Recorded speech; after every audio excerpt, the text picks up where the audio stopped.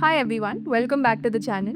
Today we will be walking through the extraction protocol for viral DNA and RNA from plasma samples.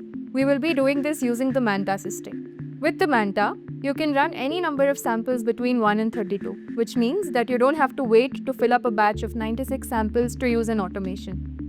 A 64 reaction pack of the viral DNA and RNA isolation kit contains the following.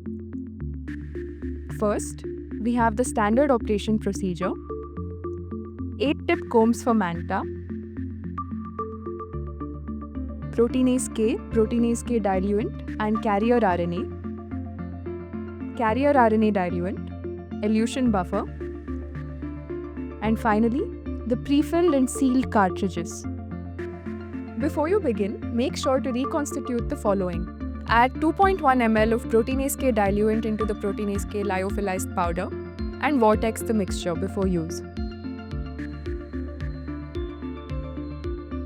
Then, add 1 ml of carrier RNA diluent into the carrier RNA lyophilized powder and vortex the same. Store both reagents at -20 degrees Celsius when you are not using them. All of these components can be stored at room temperature except the proteinase K and the carrier RNA. Proteinase K and carrier RNA have to be stored at 4 degrees Celsius upon receipt of the kit and -20 degrees Celsius after reconstitution. While handling viral samples, it is essential that the handling of the sample happens inside a biosafety cabinet. For this purpose, we will now be moving the MANTA tray into a biosafety hood.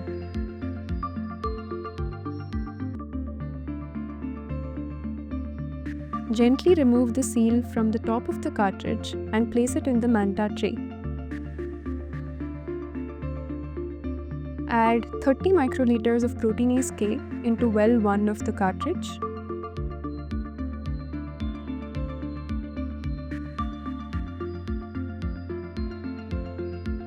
Then, add 11.2 microliters of carrier RNA.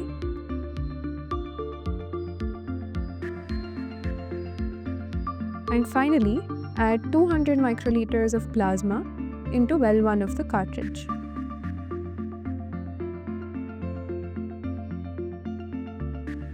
After loading your sample, place the tray inside the MANTA.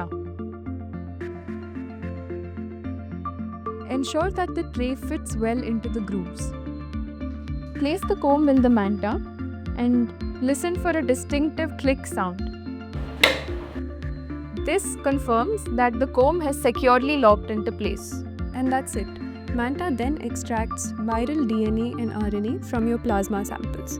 For more information, contact us at www.kimbrianbioworks.com.